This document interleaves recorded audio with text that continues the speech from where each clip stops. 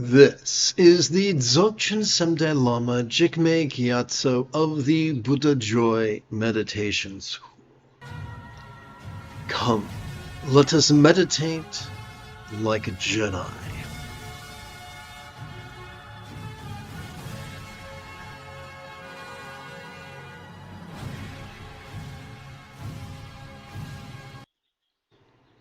One moment, if you please.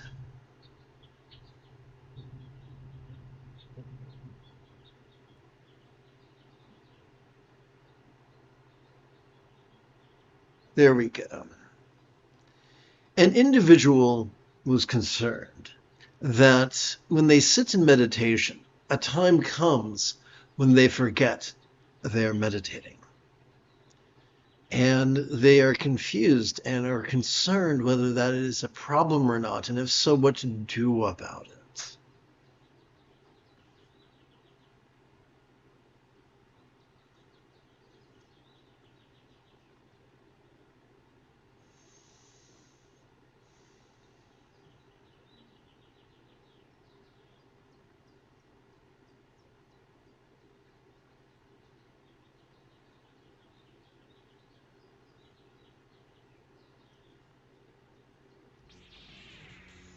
So that is the object of this morning's lesson. By the way, good morning, Snack Hurts.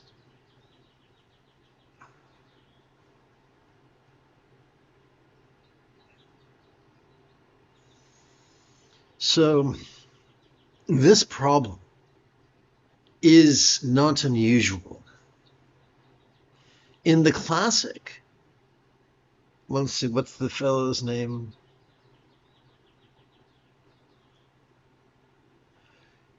In Mahamudra text, The Union of Mahamudra and Dzogchen, he explores the same issue. That as we come close to mastering mindfulness and meditation, we cease to neurotically strive to control the functions of the organelles of our brain. After a lifetime of being conditioned to do so, it seems foreign and disorienting, as if we have lost the path.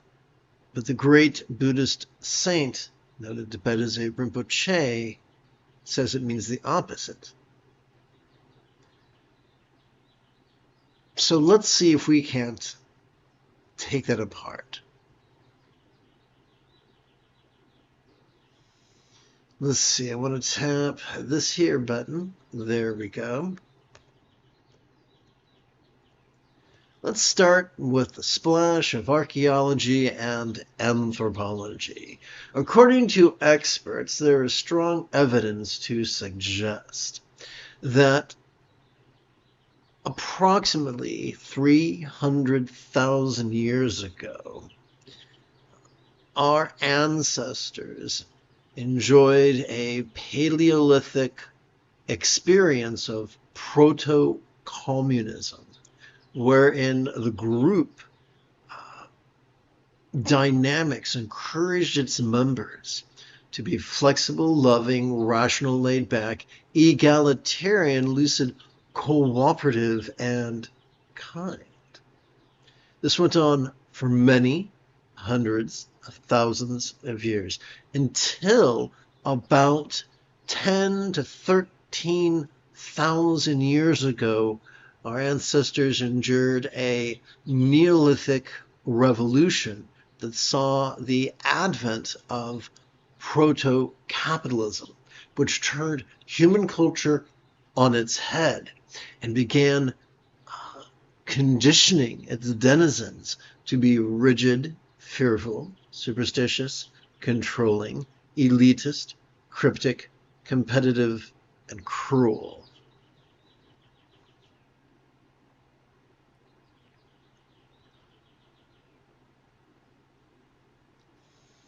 That is why Sturgeon's Law reminds us that 90% of everything sucks, including people, including meditation teachers.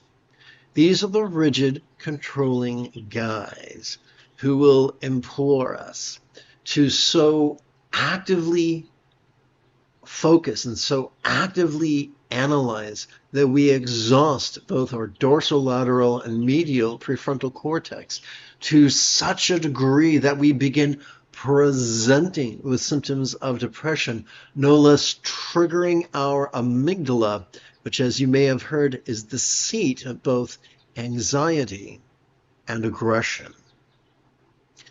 This has defined us our entire lives. I remember being anxious in first and second grade as a little kid, just wanting to do everything perfect. Wanting so much, hoping so much I did everything perfect, I would be an absolute genius. But the joke was on me. I had brain damage, and that was not going to happen. Or at least in the conventional terms. So these are the type of situation where we will tell you, focus on your breath, and when your mind wanders, bring it back. This is the type of situation people say, what is the sound of one hand clapping, or what is the ultimate nature of mind, and stuff like that.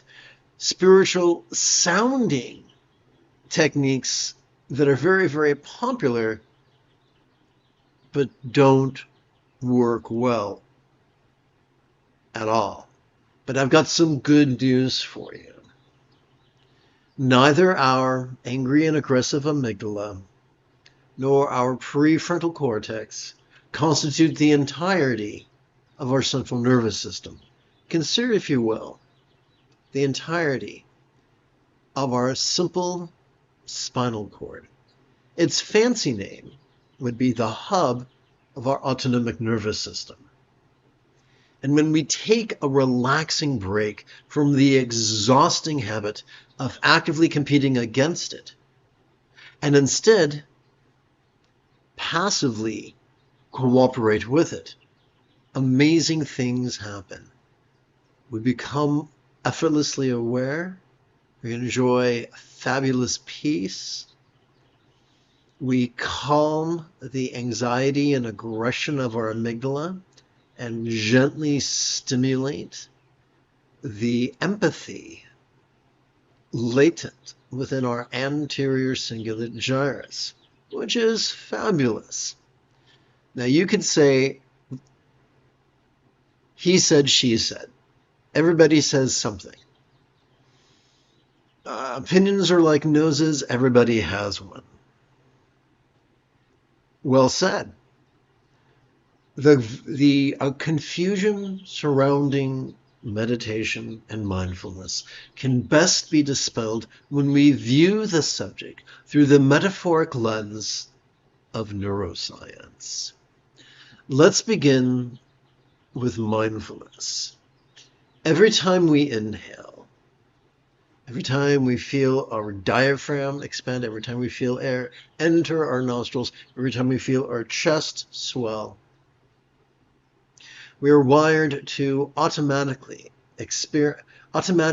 access the middle bit of our spinal cord, which could be described as the hub of our sympathetic nervous system.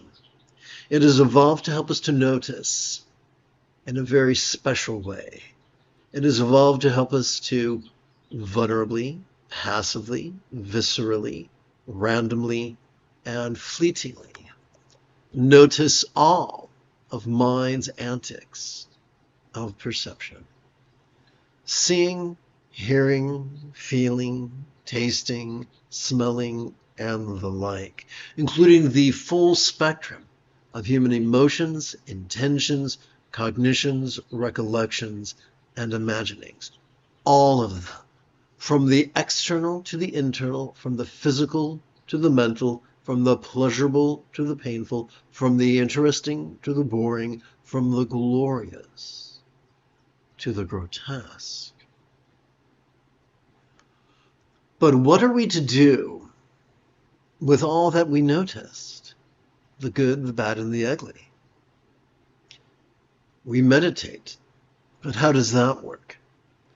Every time we exhale, Every time we feel our diaphragm relax, every time we feel air exit our nostrils, every time we feel our chest subtly sink, we automatically access the tippy top and the very basement of our spinal cord, the exact same spinal cord.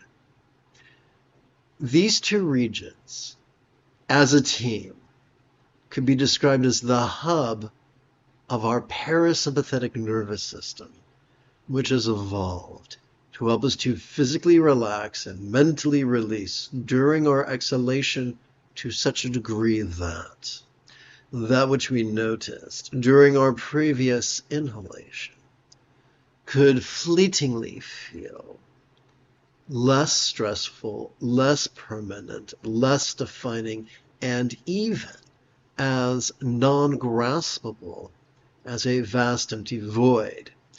When I was in 4th grade, my teacher explained that a simile is only as effective as it is relatable.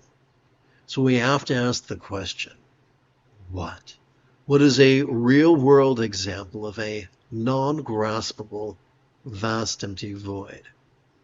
How about the illusion of the infinite azure sky on a bright and beautiful cloudless morn, which, although could look tantalizing to the eye, could feel non-graspable to the hand?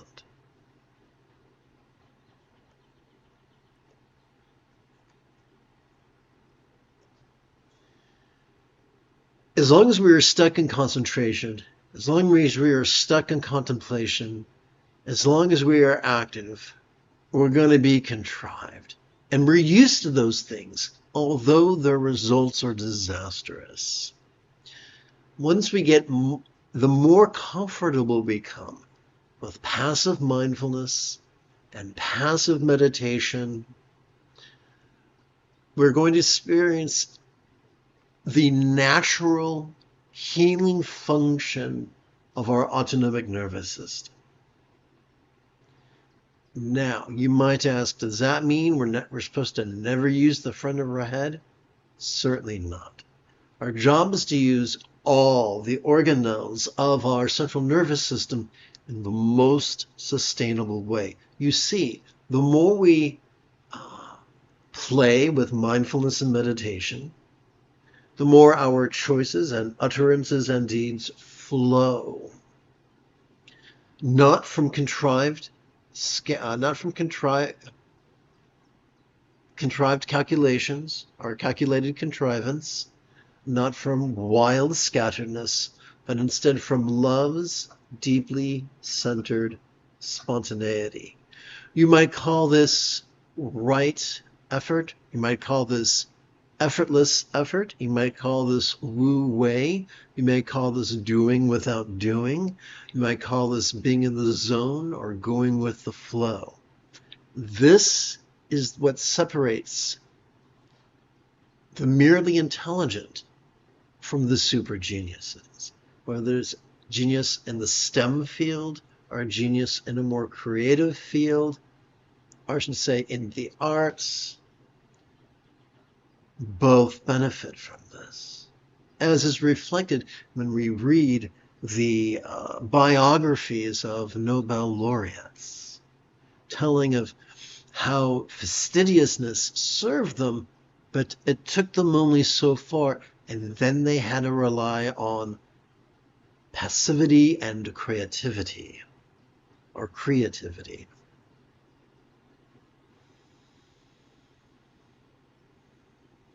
We have been sold a false bill of goods.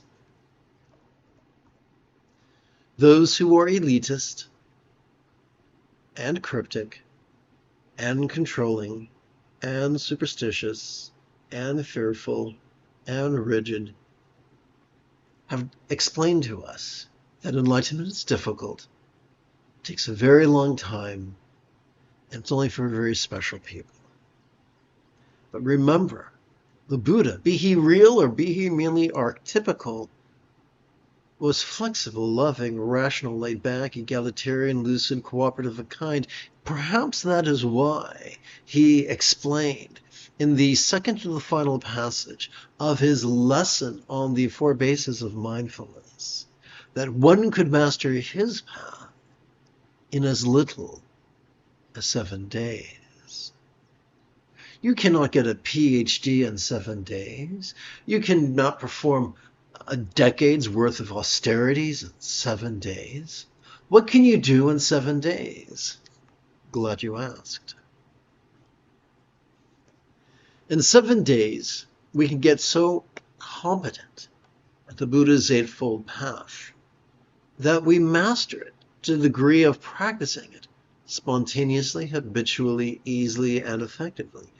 We are mastery machines. As children, we mastered the spoken and written language that we now speak. We mastered using the commode instead of our diapers. We mastered brushing our teeth, tying our shoes, riding a bike.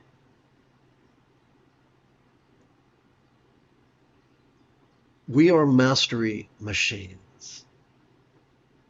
All we have to do is authentically play with mindfulness and meditation every 12 hours or so.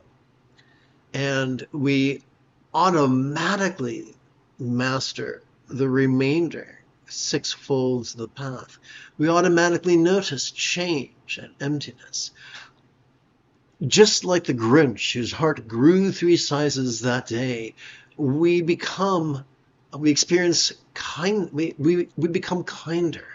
Our intention and communication and conduct and commerce become kinder.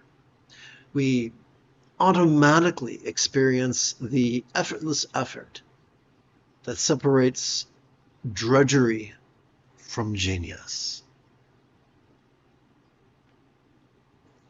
So to tie this up in a nice red bow, yes, Virginia, sitting like a kitty cat, staring at a wall, or staring into space, or closing its eyes while wearing a Mona Lisa smile, can be evidence that we are taking a break from our exhausting habit of actively fighting against our own autonomic nervous system and instead are passively cooperating with it, so that we can become the people that our dogs already think we are.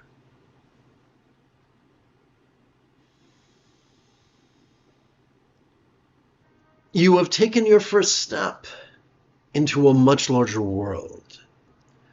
If you feel that I have earned it, you could give this live stream a thumbs up. You could even help support this channel. For meditating like a Jedi is made possible thanks to the generosity of viewers just like you.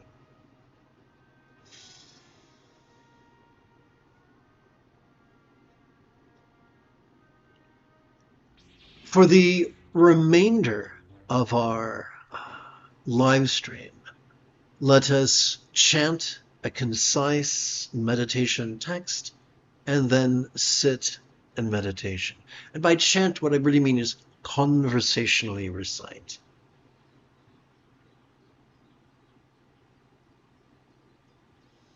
So I get to push the right button now. Let's try this bad boy.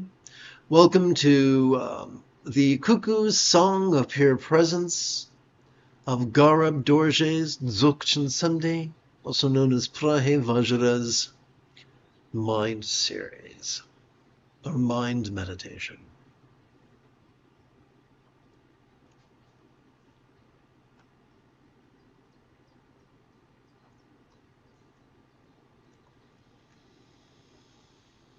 The nature of multiplicity is non-dual, and things in themselves are pure and simple.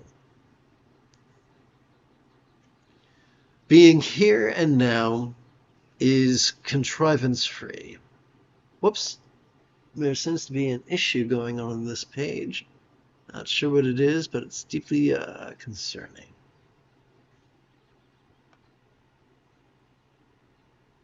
Ah. Let's try this. 24. Does that work?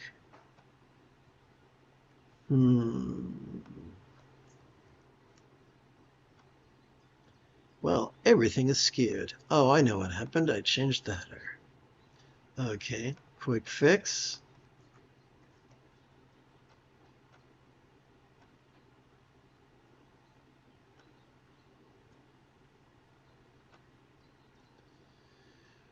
All right, being here and now is contrivance free, and it shines out in all forms.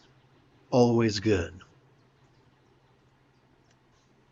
It is already perfect, so exertion is redundant, and spontaneity is ever natural.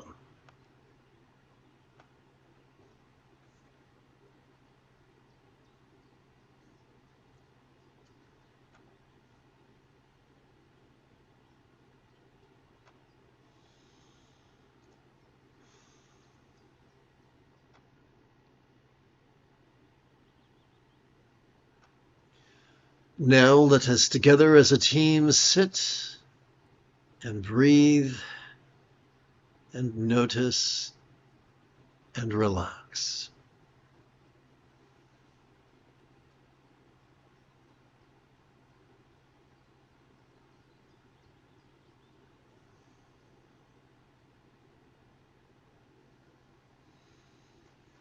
Woof.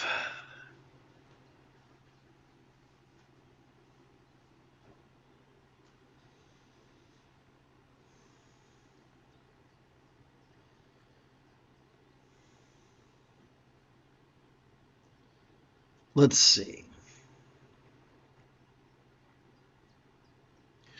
The most efficient way. Well, first things first, I'm going to do a bit of math. Please bear with me.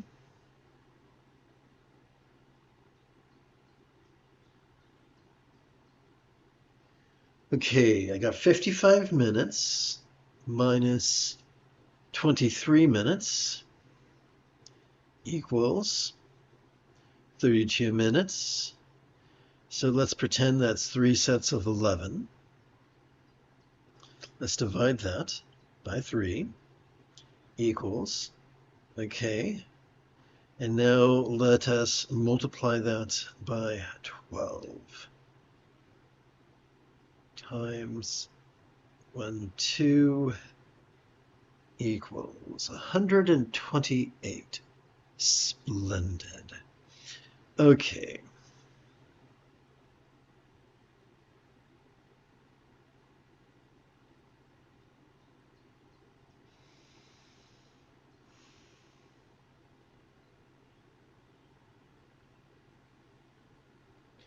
Thank you for your patience.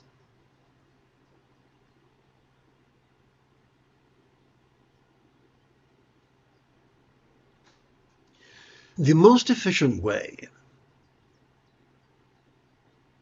for us to gently invite our real or imagined subtle energies to coalesce at our lower abdomen, or in our lower abdomen, is a 3-step process. First, we rest our right hand, in our left, thumbs up. Then we touch our right little finger to its thumb.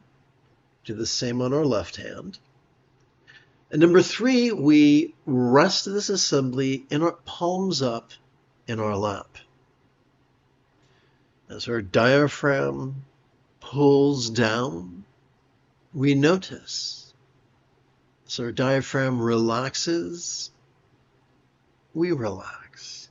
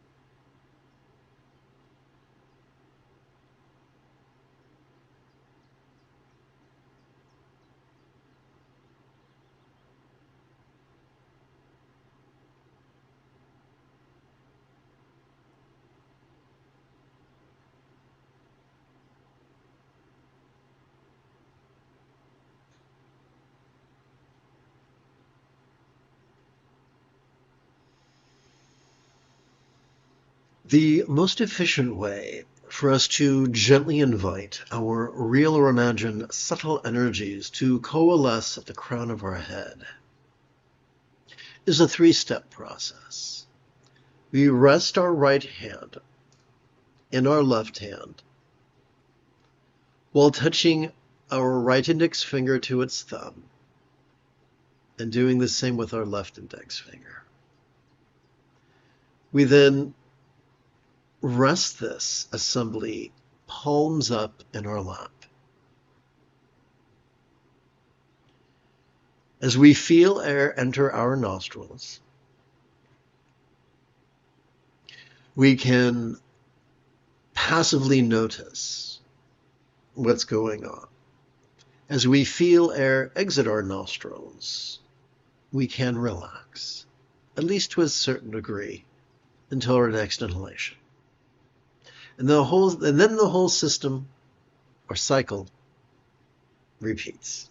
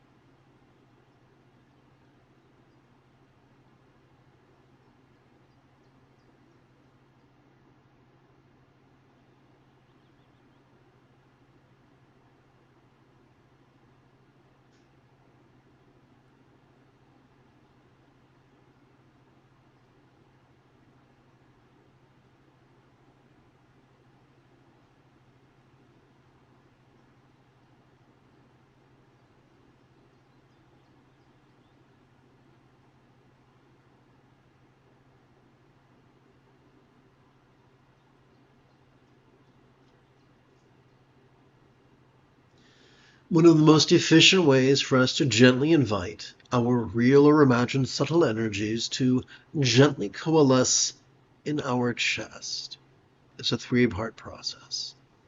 We rest our right hand in our left. We touch our right middle finger to its thumb. Do something very similar with our left. And then rest this assembly, palms up in our lap.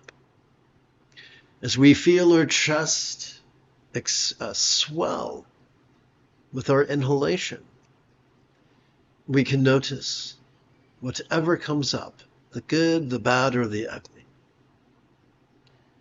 As we feel our chest subtly sink, as we exhale, we can physically relax and mentally release as best we can.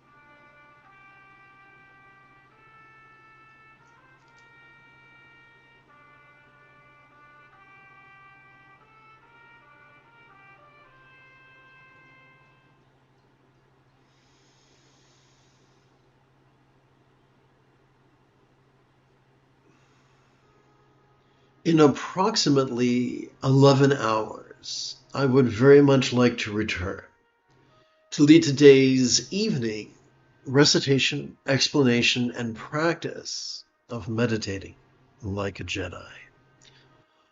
And if you are as geeky as me, may the Force be with you always.